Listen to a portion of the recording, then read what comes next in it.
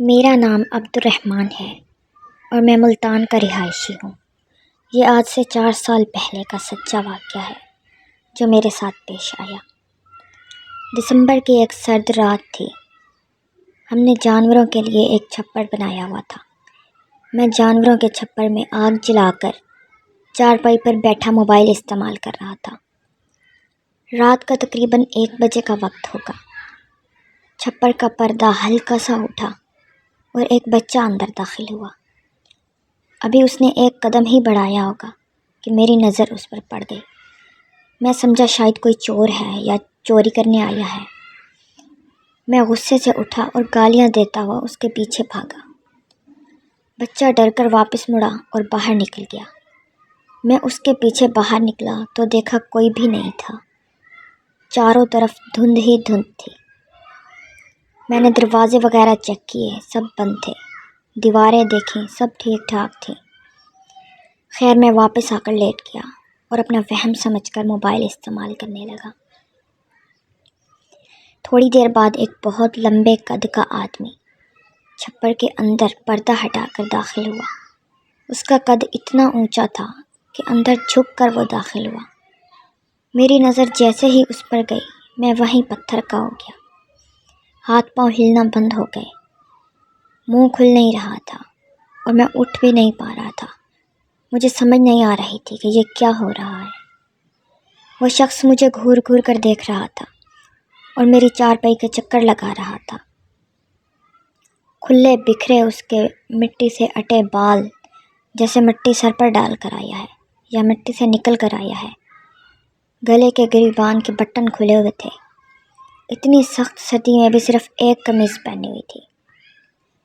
چند لمحوں کے بعد وہ جیسے ہی کمرے سے باہر نکلا، میں بالکل ٹھیک ہو گیا۔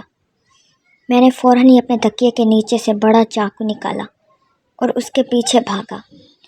مجھ سے یہ غلطی ہو گئی کہ میں گالیاں دیتا ہوا بھاگا، مگر وہ غائب ہو گیا تھا۔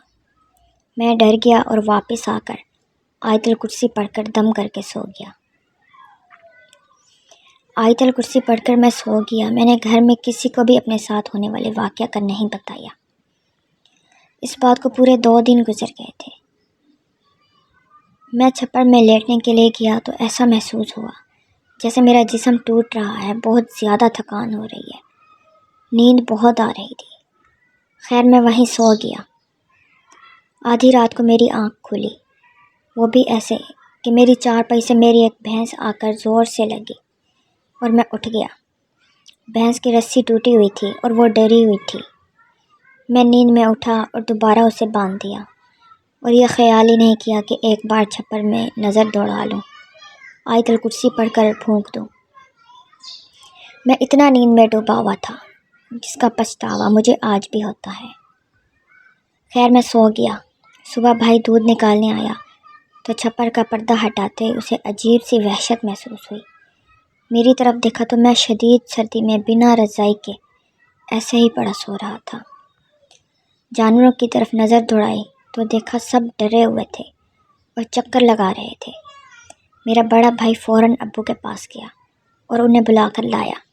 جب ابو آئے تو ابو سے کہا، ابو دیکھیں کچھ محسوس ہو رہا ہے۔ ابو نے کہا، وحشت سی آ رہی ہے، آج دل عجیب سا ہو رہا ہے۔